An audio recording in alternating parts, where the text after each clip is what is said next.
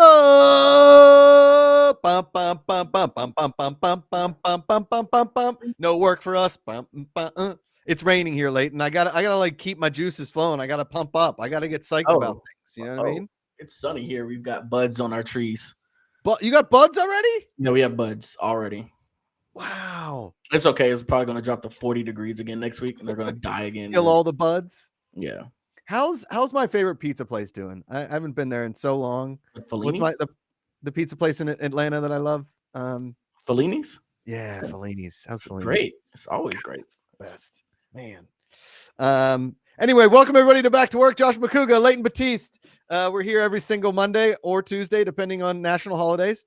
We took President's Day off yesterday. I got smoked, or power went out, and I was standing around again like a pioneer, like an Amish person, just by candlelight as it rained and stormed, and then eventually my power came back, and here we are. We're back for some goodness. Glad to have you back, man. You know, we're always worried when we get those texts of, hey, my power's out. It's like, well, there goes fan control.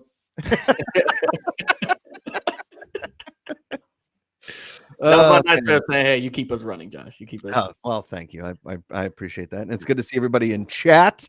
We have a big show. I mean, like a full show today. I thought we were really going to be in trouble when the NFL stopped, but after the All-Star festivities this weekend, and the college football news today, and us yelling before the show, we have a lot to talk about. And Peanut FCF, by the way, my favorite NASCAR driver, William Byron, won NASCAR Super Bowl yesterday, the Daytona 500.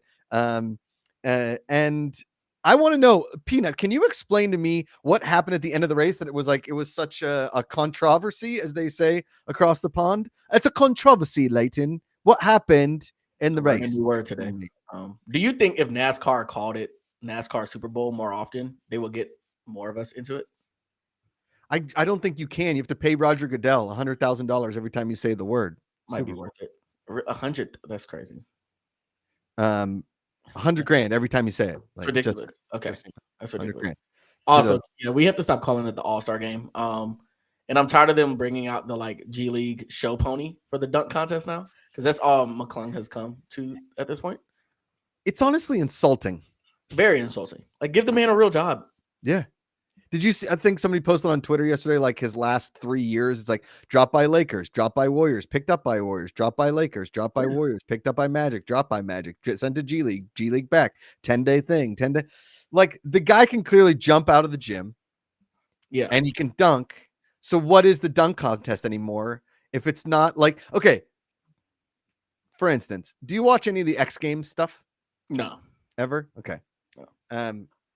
There is something they do on the X Games now, which I think is awesome, is they get snowboarders and skiers to basically create a trick somewhere in there where they ski. Like, okay, I'm going to jump over an overpass and do 3 backflips and land on top of a 1987 Ford Bronco, do a whatever. And then you land the trick, and they've got a camera guy, and they talk all about the creation of the trick, and then they pull off the trick, and then fans vote on those tricks. Okay. I don't understand why we're not doing that for basketball. I'm not saying we have to have them dunk elsewhere.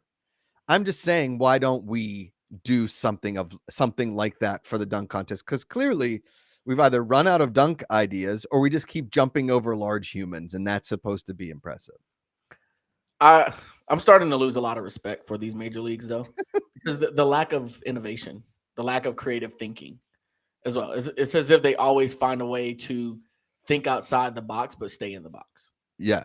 If that makes sense. It's really Here, let me read this thing from Peanut. So they had a big crash at the end of the race, and the rule is if you get the white flag and the caution flag comes out, the race is over.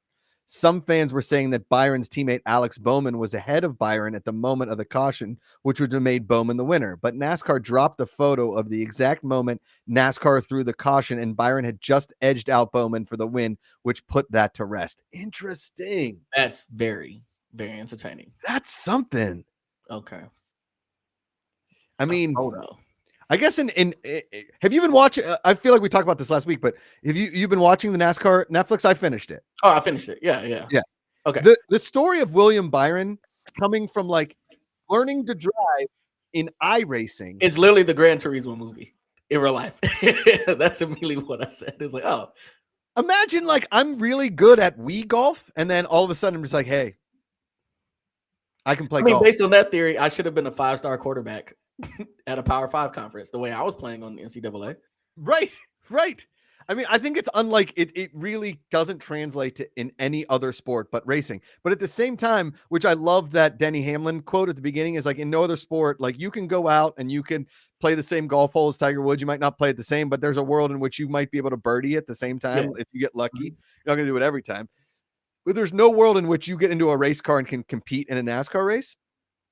But William Byron was just doing iRacing. They put him in a car, and apparently he's awesome. Yeah. Like snap of a finger. He was great. Awesome. Yeah. And I love his personality too. Yes. He's cool. He's a cool dude. So cool. Yeah. And then he dates Blaney's sister. Mm-hmm. Kind of you're racing against the dude. Man, family dinners, that's got to be fun, right? I mean, it's either that storyline or Hamlin like being a part owner of another race, and he loses to one of his drivers, and he's like, yes, like I'm mad, but I have to be happy for this guy right now. Yeah, totally. I would, it's again, and so, and the one thing that always confuses me about Formula One in this sense is like, okay, for instance, Denny Hamlin races for Hendricks or Joe Gibbs, right? Yeah. He owns the team with Michael Jordan, so he employs those racers. He makes money both ways. Like he's clearly killing it because his house is a castle on a lake. I didn't realize these guys made that much money. I understand it's not that expensive to live in Mooresville, North Carolina. I mean, it might be. I don't know. Or they're the reason why it's exists. Yeah. Right. Yeah. Right. Like, they're the reason. Hi, Kathy Parker. Great show. Thank you. Appreciate it. Fayetteville, North Carolina. What up? But so for instance, in Formula One, do you watch any of the Formula One on Netflix? The Drive to Survive? Oh, not the whole way. No, you know more than me. It's awesome. You should watch it. But middle of the season, Lewis Hamilton says, this will be my last season with Mercedes. I'm going to Ferrari next year. So they already know while he's still racing for Mercedes that next year he won't be racing for Ferrari. That would be like if Kenny Pickett in week 8 was like, these are my last 8 games. The Steelers have already been signed by the Browns for next season. I'll be going to the Browns next season. Yeah. And like, oh, so he's just going to tank for the Steelers. Like he doesn't care. He's not going to be here next year. What does he care about anything? Right. Whereas with Denny Hamlin, he's like, hey, Woody the Duck. He's over there talking about, like his team and why isn't he racing for his team? Because he's got this contract with Joe Gibbs. So if his team is in front of him, is he going to let him win? Is he not going to let him win? There's like some total collusion. I don't know, Leighton. I don't know. I don't have an answer either. I think it all played out the way they were supposed to. It's just very interesting. Like it would almost be like LeBron playing on the Lakers now, but he's also a part owner of the Cavaliers. Yeah, right. Yeah. Like, hey, look, y'all got to, Eastern Conference final matchup. Y'all got to do this. And then he goes, he plays, he wins the West. Now he has to play the Cavaliers in the championship. Man. Which would actually be cool. And is that why that like, Caleb Williams was saying like, whatever team I go to, I want to have equity in it. Like I want to have equity in the team because if you get traded or you stink, do you have to sell your equity once you're out of the team? I mean, imagine you're, I think actually now I think about it, I get why he's saying that. When you're the number one pick in the court, like when you're the number one pick, especially as a quarterback, you're going to a terrible franchise. Yeah. So like, I'm gonna be honest with you all, just making it to the NFL as the number one pick is no longer worth it because it's a crap job when you really think about it. Yeah. So I better get something out of this because there's also no guarantee you're going to trade me. And he's probably looking at himself like I'm a really good quarterback, so I could be the reason why you all succeed in the long run. I want some equity. Yeah. But I think that like if you've proven your worth over 5 years and you've brought in like, okay, one playoff win gets you like this amount of equity and, a certain amount of times even into the postseason, a divisional round win, a conference championship win, a Super Bowl win gets you more equity that you are now like a part of the team going forward. But you have to earn that and certain positions earn it. But then you're like really kind of, I don't want to say you're diluting the value of the franchise because you aren't. You're just creating lifelong members of the squad. Yeah. I think Freddie Amos says, I think that's to keep a team from trading him so easily.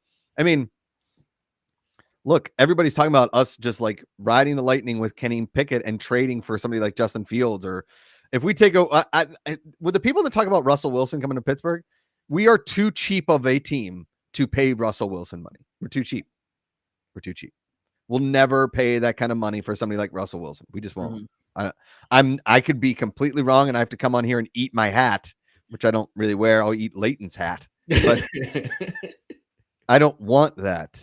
I don't. Yeah, I don't know. But again, so just floored by the fact that a dude can come from a video game and be that good already at NASCAR. Is that? It's like a freakish talent. But now that I think about it, NASCAR would probably be the only sport that could happen. There's no way you're balling out on Madden and then you just go play in the NFL. You can't do that in baseball. Like, I mean, I guess unless you like started a dynasty mode and got so good at being the general manager of a football team in Madden that you like transitioned that into like working in the front office for the Redskins or the okay, so yeah, that. But I think that's the difference. The NASCAR thing is you became one of the athletes, right? Yeah. That would be the only difference. Yeah. What did the Duck says? Did you see the Coach Lyotta news? I didn't. What is the Coach Lyotta news? Is he coaching for the Steelers?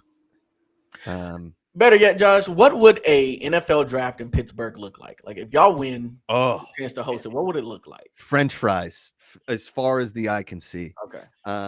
I think you would do it. So we have, Pittsburgh is famous because we have 3 rivers, and it's called a confluence. The Monongah and the Ohio, or the Monongah and the Allegheny create the Ohio. They merge into one thing. We would have it at the point where the fountain is, and there'd be fans everywhere. You could, I think that, man, it'd be awesome is that each draft pick gets driven up in a boat, and they like come off the boat. They get off the boat, and they're like, "Welcome, everybody," Freddie Emerald, Lyotta coaching the U.S. under-20 men's national team. Is that for flag football? No, for football. We have an under-20 men's national team in football? Mm-hmm. What do they compete in? Like they compete against Mexico, Germany, Japan, Canada. Like they all have these. Yeah, they have like full tackle national teams. Huh. I didn't even know that existed. I got to be honest with you. No idea. It's pretty cool. It's actually really cool. Yeah. It's tackle. What did the Duck? Yeah, I've been following it for years. Interesting. I didn't even know that existed. Metal Crip 89. Any updates on Fan Control football or hoops? Not yet, but I promise you guys there's going to be a announcement.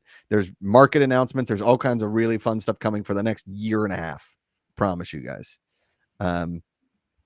This is Freddie Emerald has sent us a link in our private chat here about Coach Lyotta coaching. Is he like the head coach of it? Offensive coordinator. Wow. Huh. Wow. Dang. Okay. 3. Okay. All right.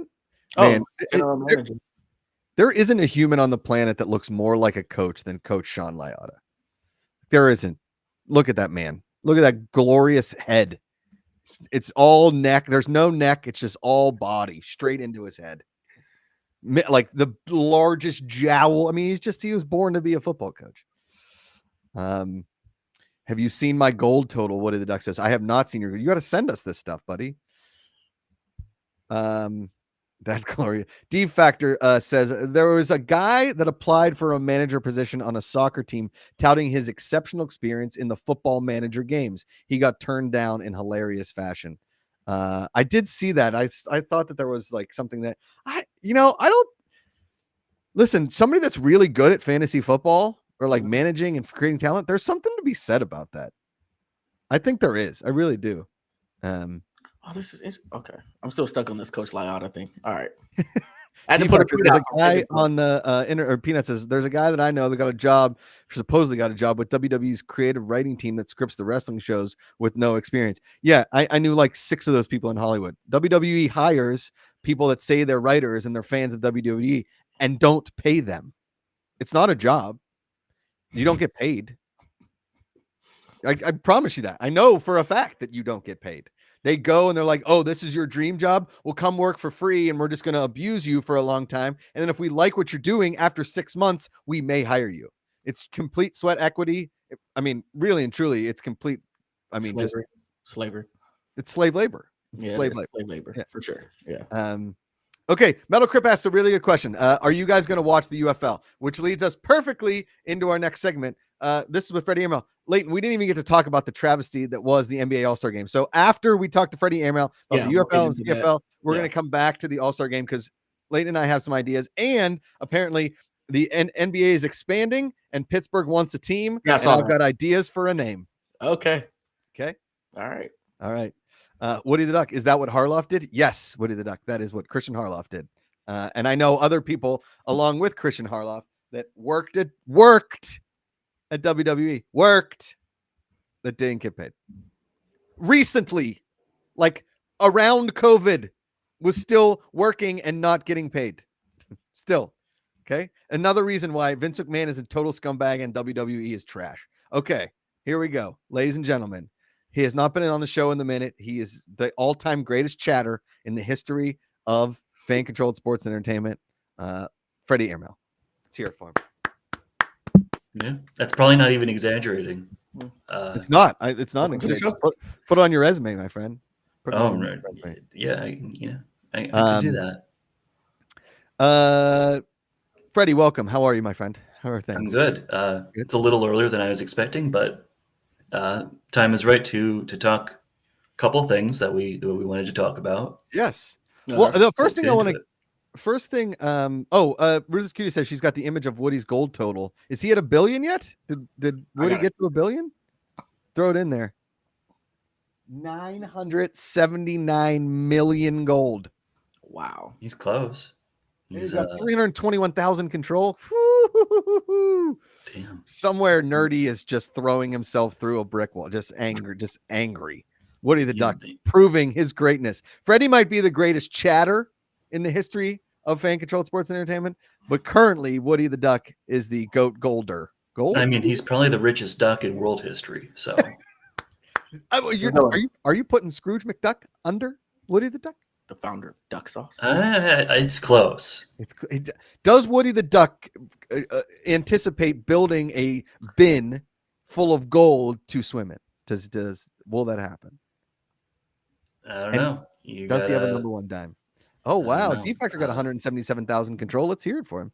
Okay, Freddie. Before we get into the CFL, UFL stuff, which I do want to talk to you about because I'm very interested in, because I don't know a ton about the CFL. It's very interesting to me, but I want to talk about this college football playoff. Right. So today they voted unanimously that there will be 12 teams. Now, is this next year or is this 2025? I think this is. the 12-team playoff is starting this year. Okay.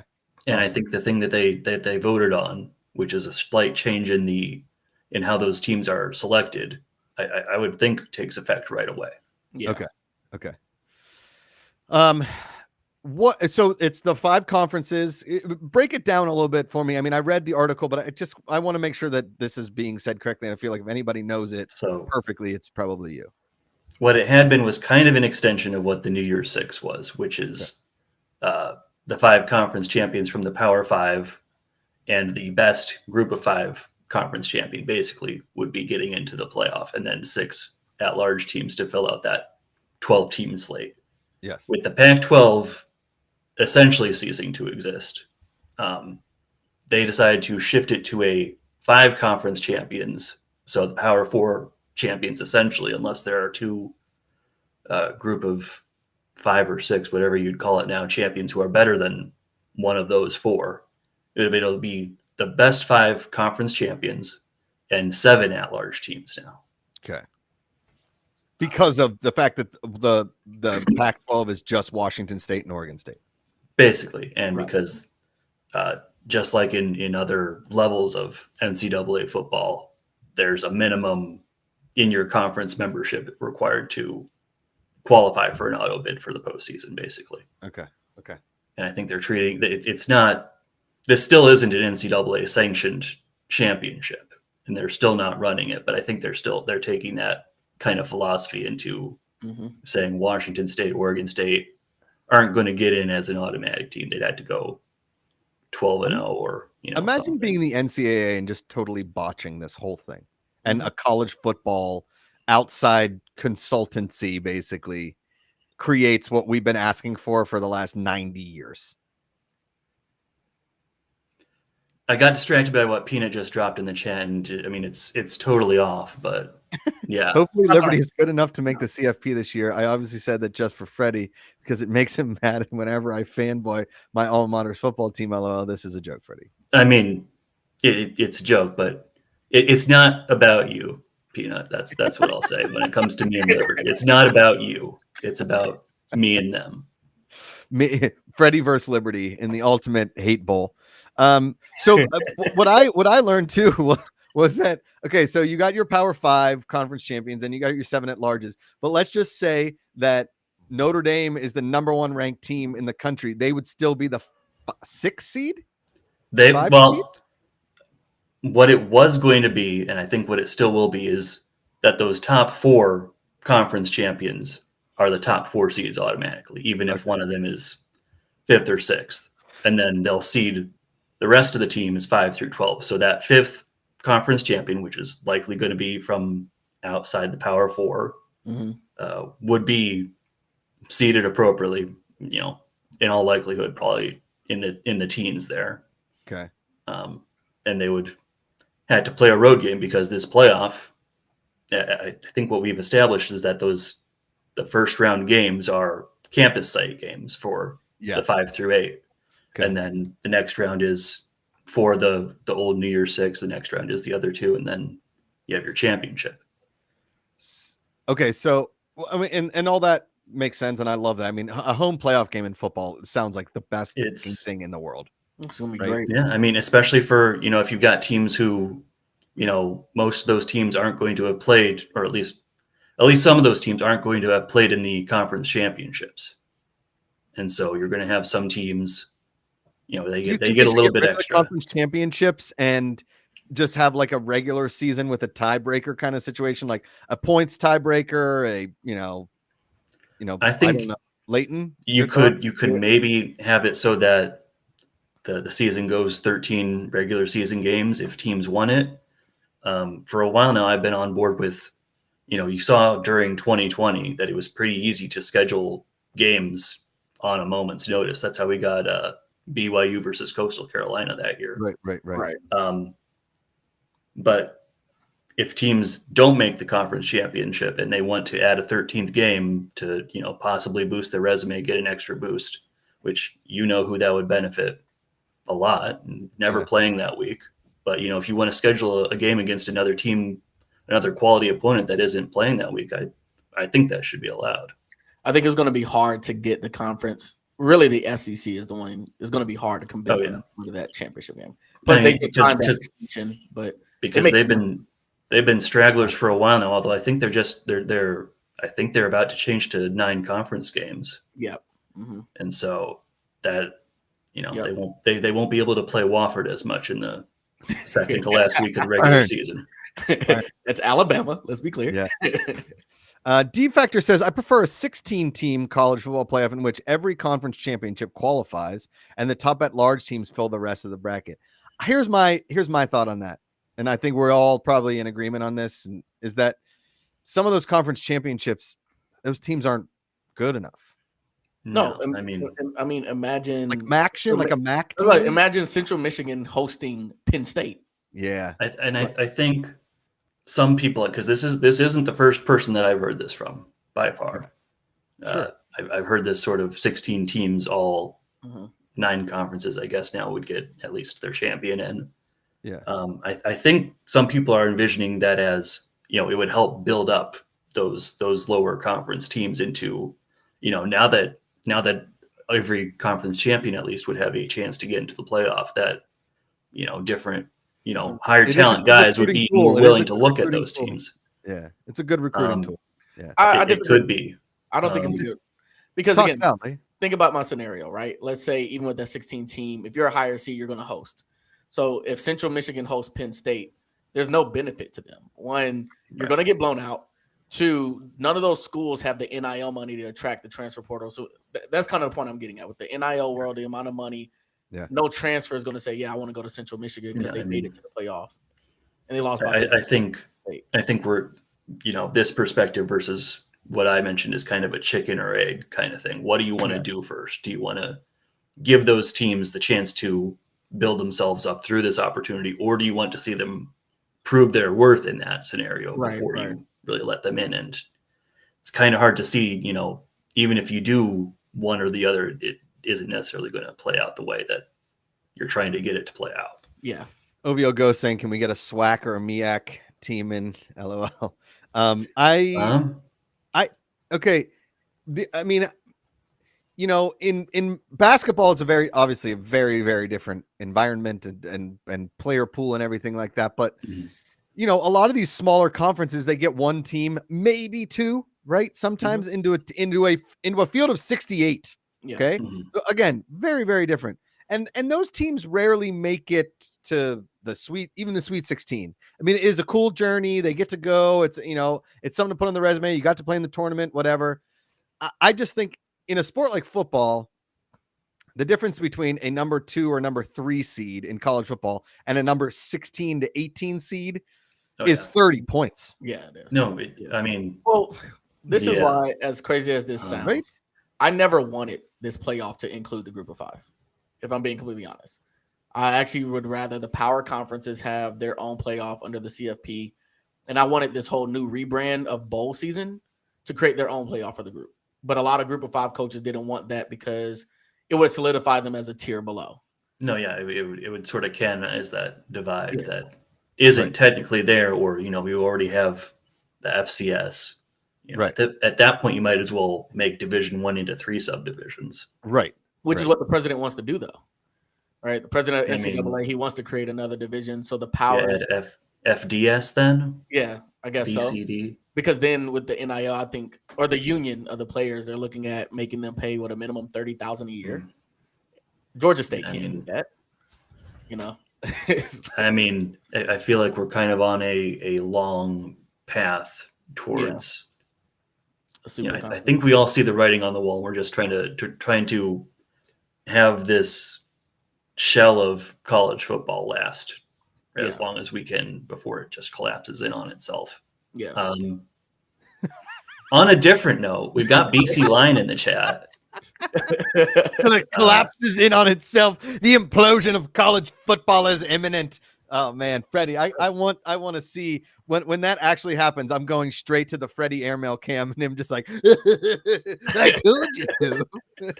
I mean, I come on here repping Notre Dame, one of the foremost brands, at least of a certain era of college football. 100 still, yeah.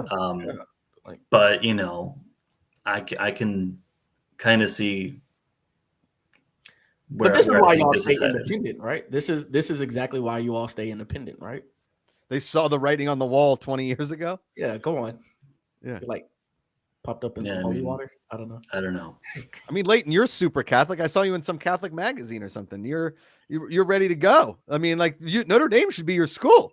Nah, I can't do it. Although majority of my teachers were Notre Dame alums growing up. See? Yeah. All right, let's talk some. I see our buddy BC Lion in the chat as well. The legend. Let's talk, because the question I asked last week on the Fan Controlled Show was like, would you rather play in the UFL here or would you rather go to the CFL? And it seemed like a lot of people were like CFL, definitely CFL. So Freddie, being the statistician and the Golden Domer, came in heavily prepared to talk about the difference between playing the CFL, UFL, and why you would rather want to play in those leagues. And then at the end of this conversation, I would like to talk about where we think Quantez Stiggers if he doesn't get drafted, besides playing for the Steelers as an unsigned free agent, and then eventually getting to a spot where he makes a key interception in the AFC Championship to send us to the Super Bowl, where we eventually beat the Atlanta Falcons 31-20.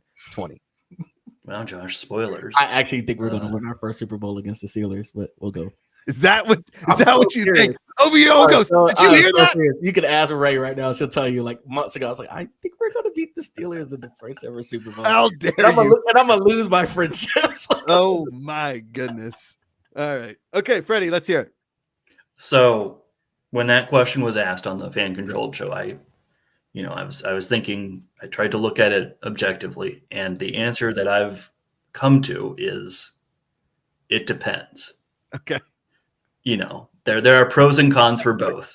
And I mean, you can weigh those pros and cons on your own and say, I would rather do this if I were a player. But Okay. for one thing, the Canadian game is quite a bit different from the American game. And so I think that kind of helps weight in terms of positions. Can And you so can you rattle off like maybe the the 5 biggest differences in CFL to our version of football? well, Oh, I was about to get into that okay. because the Go ahead. CFL, it's a bigger field. Yeah. It's an extra 10 yards on the inside, and the end zones are bigger. Goalposts are at the front of the end zone. Mhm. Terrifying. You got 12 on 12, so not 11 on 11 guys.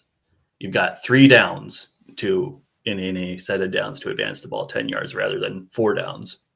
And so what the down and distance plus the bigger field and more guys makes it a much more pass heavy game than even than what you're seeing in American football right now.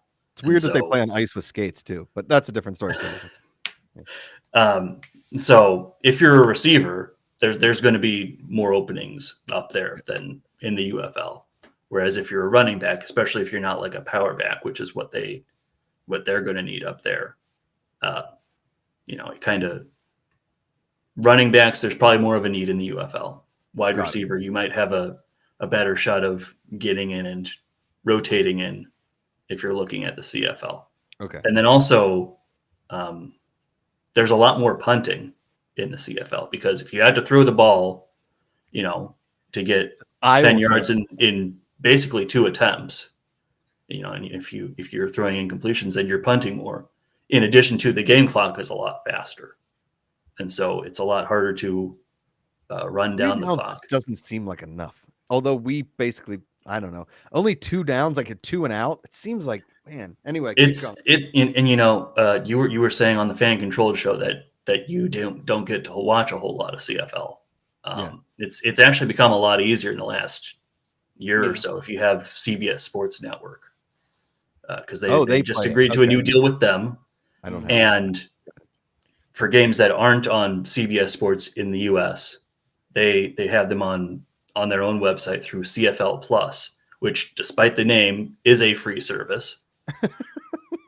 You'd think that just like their healthcare, it's free. Okay, yeah. You'd think that something with plus in the name, you'd have to be paying, I don't know, something for. Best part about like the Plus networks is that even though you pay it, they never recognize your password, and no matter how many times you change it, it still doesn't work. So there's that too.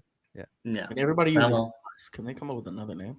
I think I've had to log into that thing once, and it just remembers who I am. Mine just must hate me. It's the worst.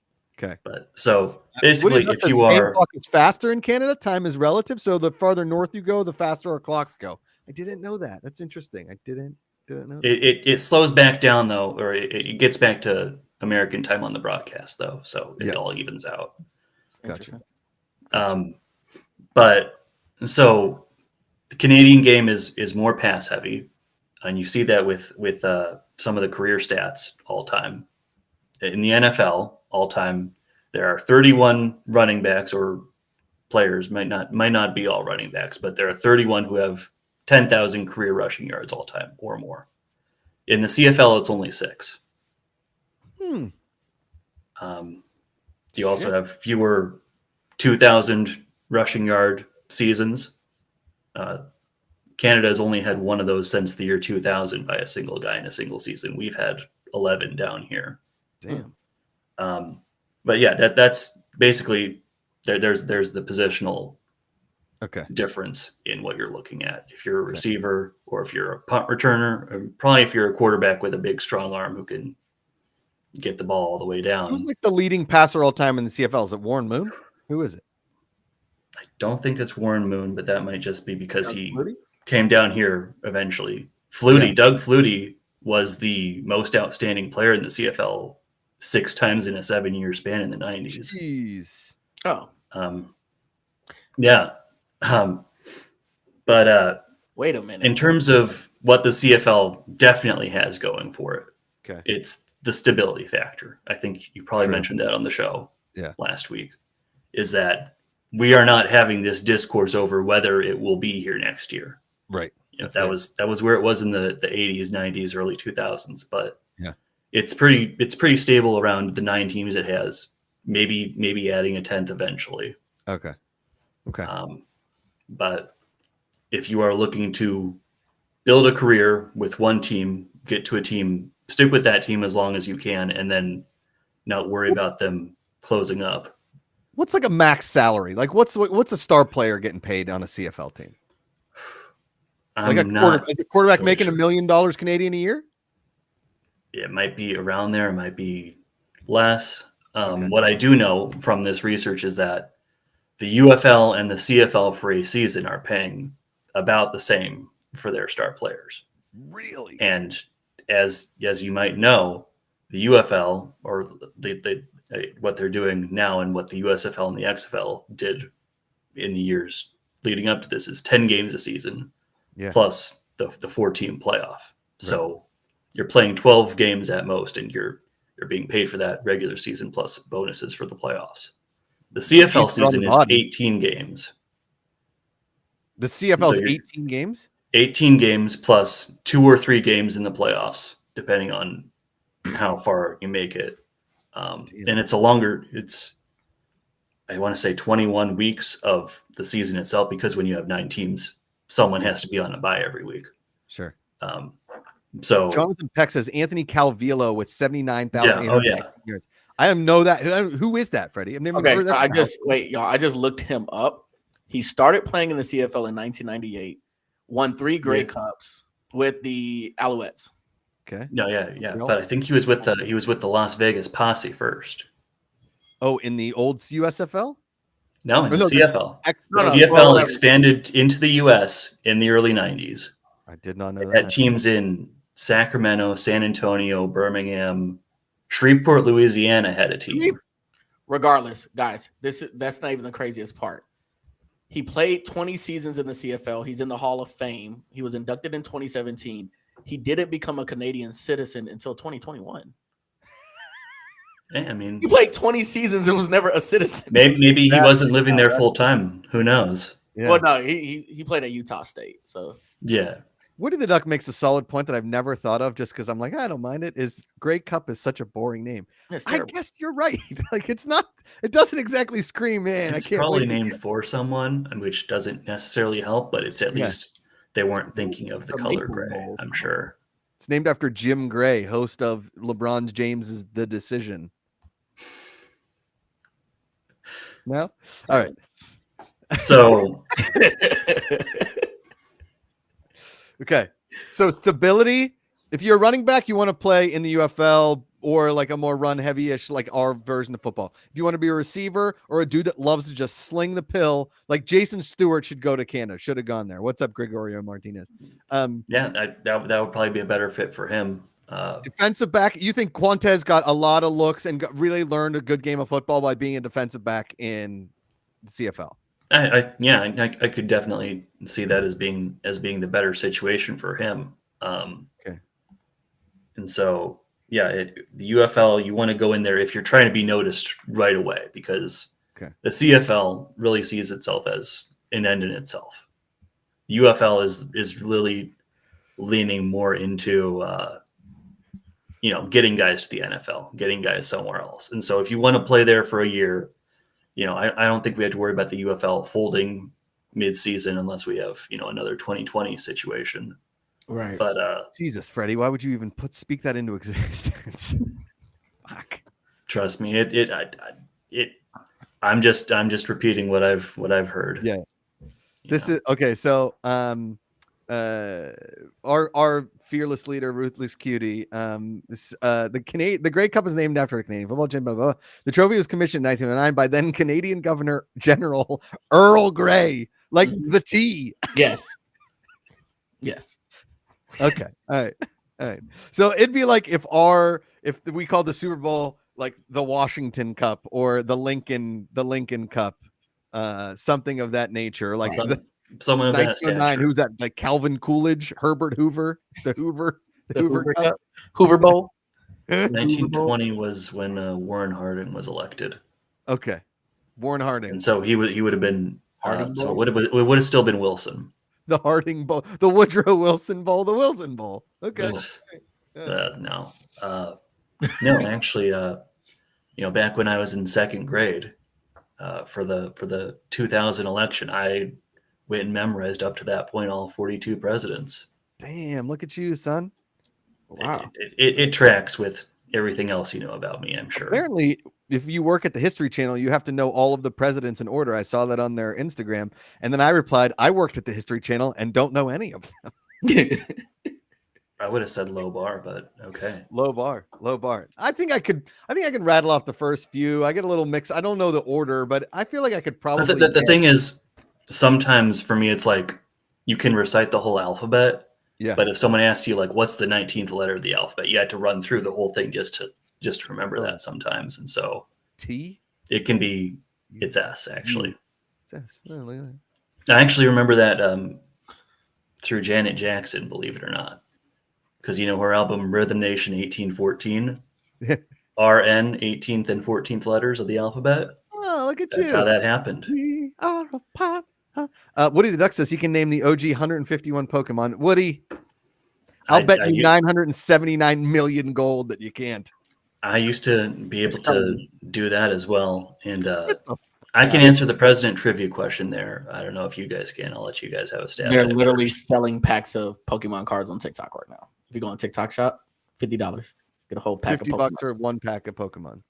Like the box, though. The whole box set. What's the most dangerous, rarest Pokemon that everybody wants? It's like the Bo Jackson rookie card. The Ken Griffey Fleer upper deck. All right, so running back to what else? What is that? Is that how you kind of? That's about it. It's okay. Position kind of makes it matter. CFL has a stability, so if you want to go somewhere and make a career for yourself other than the NFL, that's your place. I was going to say, I if think you're if trying I to was get a player, I would want to go CFL. I think it. They also have, for my money, I would give the CFL the upper hand in brand variety. There's a lot of blue and red and a little bit of yellow in the current UFL teams. Yeah. You have so you've got BC Lions are orange. Argonauts, the BC Lions, obviously, our Road Dog BC Lion. They changed the name from the Eskimos to the Elks. Yep. Elks. You got the red black. There's two teams called Rough Riders, right? There were the Saskatchewan. You used to have the Saskatchewan Rough Riders, which is one word, and you used to have the Ottawa Rough Riders, which was two words. They folded in 1996. They were briefly replaced by the Renegades in the early 2000s, but now they are the Red Blacks. Red Blacks. Can you guess their team colors? I would imagine red and black. Yes. But usually in plaid. It's a plaid. Oh, it's they like plaid. I like the tartan. Okay. All right, Freddie, last thing we'll leave you with. So in the 12-team playoff, were we going to get to stickers? Oh yeah, Stiggers. Sorry, yeah, I forgot about that. Go ahead. All right, so what happens if Stiggers doesn't get drafted? And on a percentage chance, what are the percentage chance you say he gets drafted, and a percentage chance that he gets drafted by the Pittsburgh Steelers? So the mock drafts that I've been seeing that have actually taken note of him are usually putting him in the 7th round, or day 3 at least. I think I saw one that had him as the last pick of the draft. So you can hope for a Brock Purdy arc there, I think. But I mean, I think even if he doesn't get drafted, which we want to see, and I'd say that it's about even that he gets drafted or not. I think he should still get picked up by an NFL team, at least into camp. The thing about the UFL, for one thing, he's still under contract with the Argonauts. Oh. And so they have to release him from that contract to let him go do whatever he ends up wanting to do, which they're not going to cooperate with the UFL. They're not going to release him so he can go into the UFL. So if he gets drafted or picked up by an NFL team, I think they're happy to let him go do that. But the UFL kicks off March 30th, which, I might be 2 weeks before the draft, right? I might be a little too busy being a brand new uncle that day. Oh, my guy. Congratulations. My sister-in-law is due the day before that. Nice. But the NFL draft then is the weekend of week 5. of Oh, UFL play. Okay. And so even if he wanted to go and do that, he'd be trying to find a team mid-season, and there's no guarantee necessarily that he'd be doing that, but he's going to be looking at NFL teams first, I'm sure. And by the time that whole process is by the time the ashes have all settled from that, the UFL season will basically be over. And worst case scenario is he goes back up to Toronto and, he plays with them he has that established role there. So, okay. I mean, I want the best for the kid. I really want him to get drafted. I want him to be a Pittsburgh Steeler, obviously, or an Atlanta Falcon, obviously, hometown kid. It would be wild if the Falcons didn't take a late round flyer on him. No pun intended. We should. Who has that last pick, by the way? All right, this is your last question, Freddie. Does Notre Dame in the first year of the 12-team playoff make it into the 12-team playoff? I like our trajectory right now. Okay. We had some rough games last year, obviously, but I think we're adding a lot of good pieces. We got Mike Denbrock.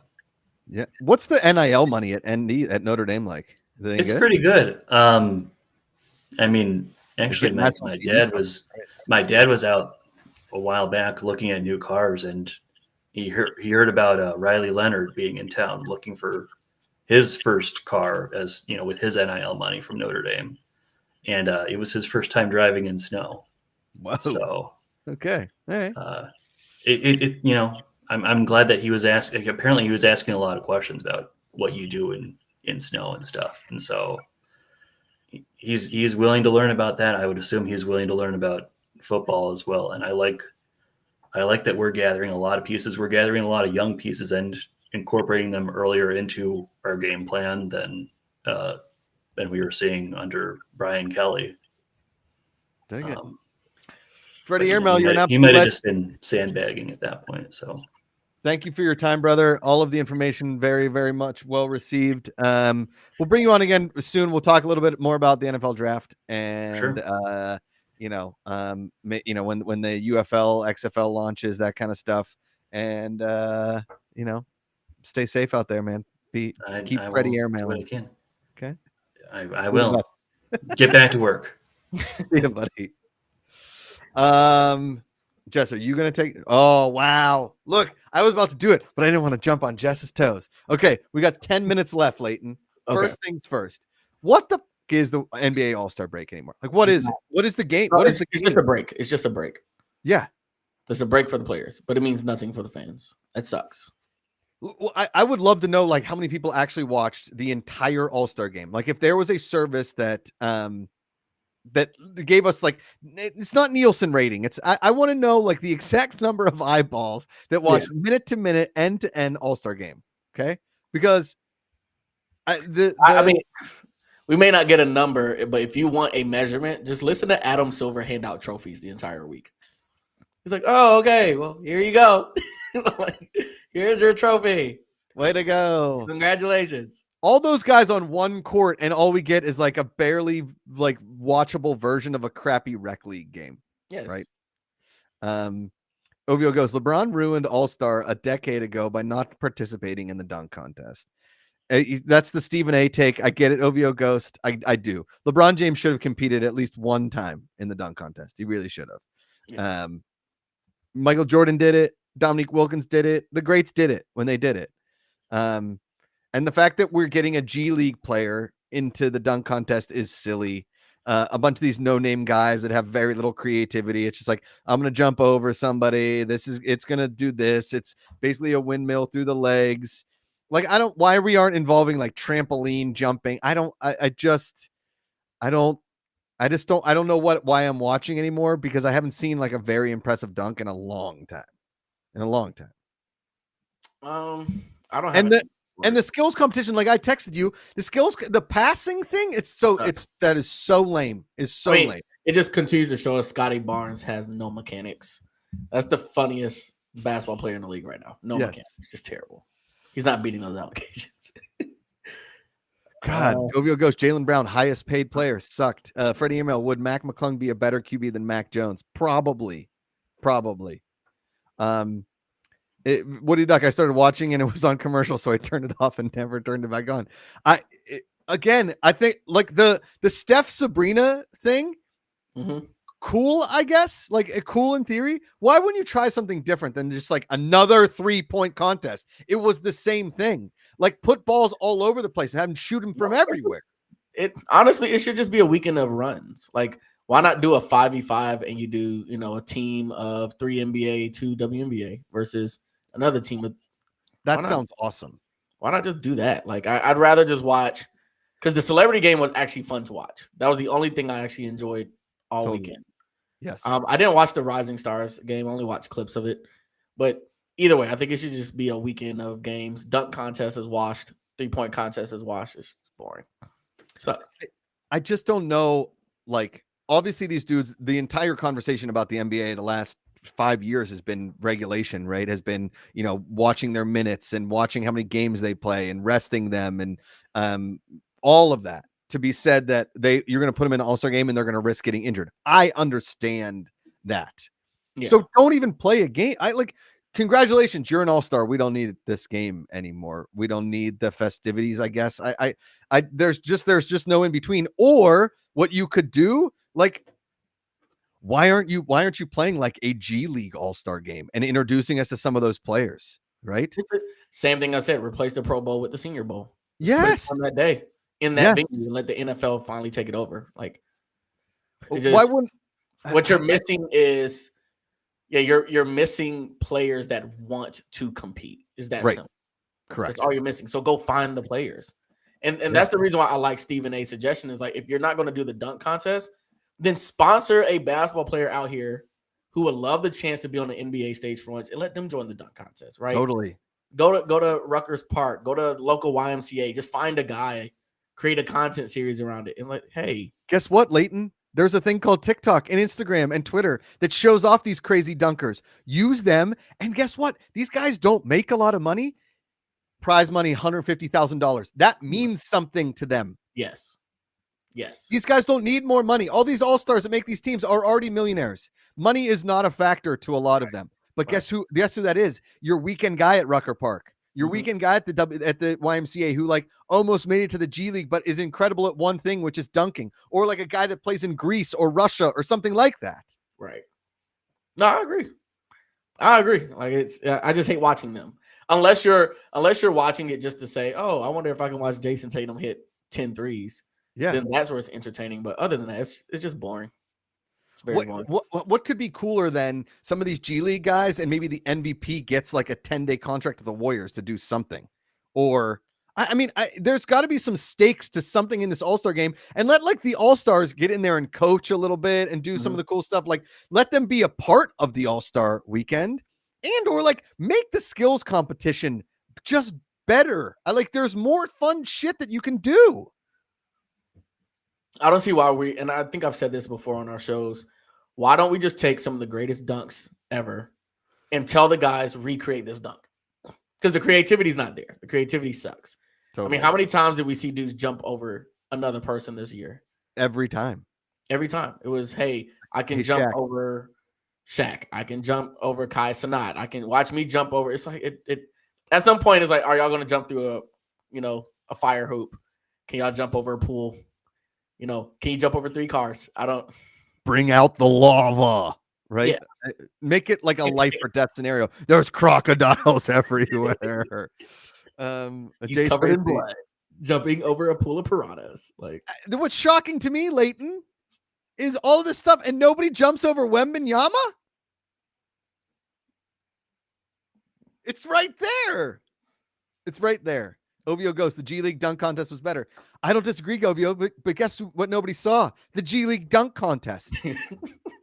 Because nobody's watching it. You got to bring these G League guys. If Mac McClung is the best dunker in the G League, why aren't you bringing more of the G League guys up and having the NBA guys like sponsor them, talk to them, whatever, do some like, there's got to be a way that they can make this more, because they're trying to like, I get it.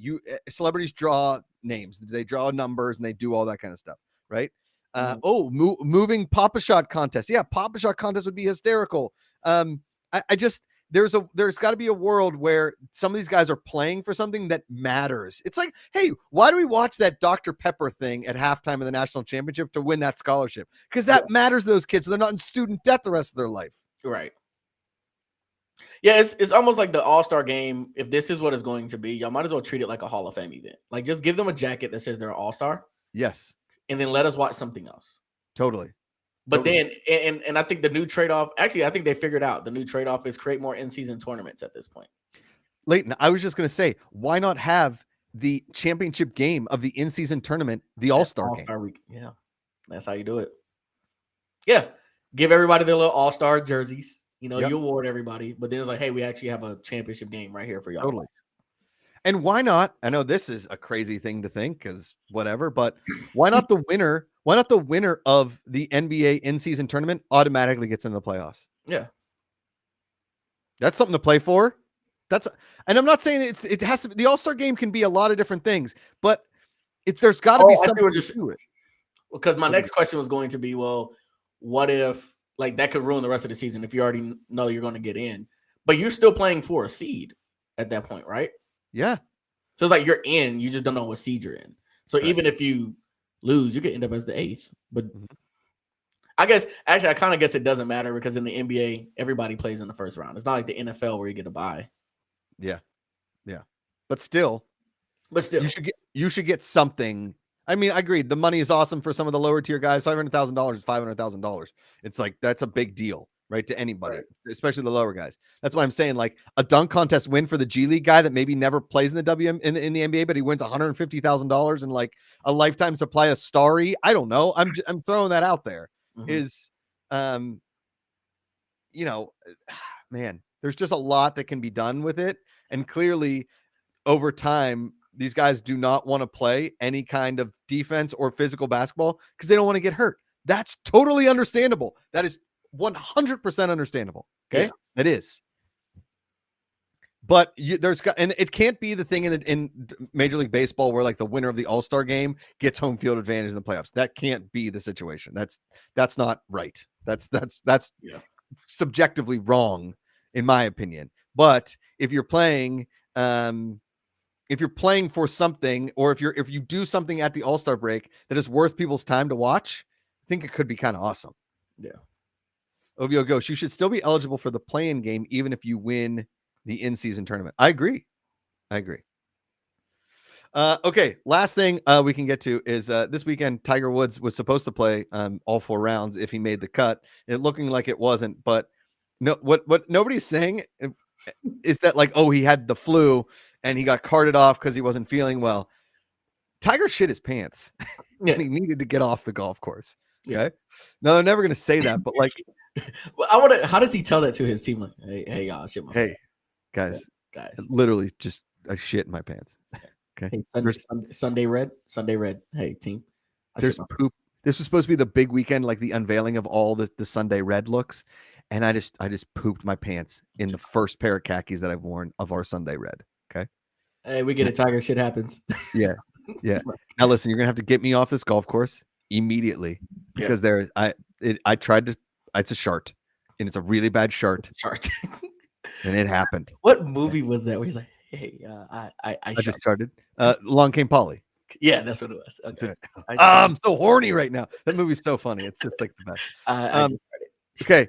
They're like, oh, I hope to, and they bring in an ambulance. They bring in an ambulance to like make this more dramatic than it is. I guarantee you, Tiger's team was like, listen, he can't tell everybody that he shit his pants, but we got to bring in an ambulance to make this like, oh, they gave him an IV. He's feeling a lot better because he pooped his pants. Listen, we've all accidentally pooped our pants. We've all been there. Okay. No, it doesn't, the age. Okay. Age doesn't matter. Yeah. It doesn't matter. Like I had to throw away my underwear in the 3rd grade. Because I pooped my pants. Okay. I tried to trust the fart and it didn't work. Okay. We've all been there. I mean, Paul Pierce moment. Yes. Okay.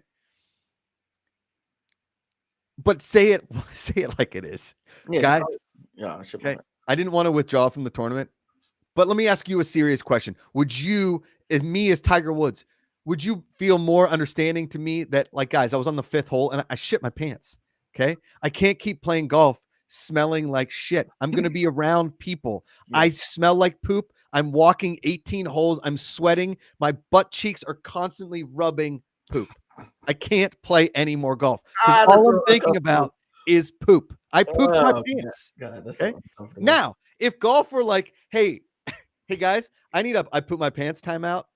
Can Tiger get 20 minutes? He's gonna go wipe his ass, change his clothes, he's gonna come back on the course. I would have more respect than like, hey, he's got an illness. He's sitting there on the golf court. He pooped his pants. He pooped. It's poop. He pooped. He pooped his pants. Okay. Knock on wood. I just know like I'm making fun of- things just keep getting worse for Tiger Woods. I know. Just stop golfing. I'd rather him not golf anymore and put this all on Charlie. Like Just put it all on Charlie. yeah. Put all the money on Charlie. I would let him be the first player under Sunday Red. Like, yo, I did this for my son. There's so much Yep. more you could do. Totally. But it just keeps getting bad for him. Leighton, I'm going to tell you this straight up. Do you know how long? I mean, you've played 18 holes of golf before. You know Yeah. how long it usually takes? Around 4.5 hours. Oh, on, it's long. on the PGA Tour, which is very, very slow golf, it takes 6 hours. You're telling me you're going to walk around with poop in your pants for 6 hours? No, there's no way. There's no way. Freddie Irmo makes a solid point. He would have been fine for the Phoenix Open. The waste would have been managed. It's the waste management. Good one. Tiger would have become human to all of us. Had he just gone to a press conference and been, guys, I trusted a fart that I shouldn't have, and I shit my pants. Okay. And now you think that most people are like, oh, he shit his pants, he could have played through it. Real athletes would have played through poop in their pants. No, they wouldn't. Okay. I want to make one last NBA All-Star comment. This is so left field. Josh, if you get on Google and you look at pictures of Mac McClung from his time at Georgetown until now, he literally looks like the movie White Boy Rick. Okay? Goes from like looking like an accountant, and now he has this terrible like quarter sleeve with like the long hair headband. Oh, with the core. Yeah, I saw the quarter. But if you look at the tat, it's a really bad tattoo. But it reminds me of that. Is it like the ingredients list to a box of Crispix cereal? Is that It's like supposed to be heaven, I think. I don't. It's a bunch of clouds.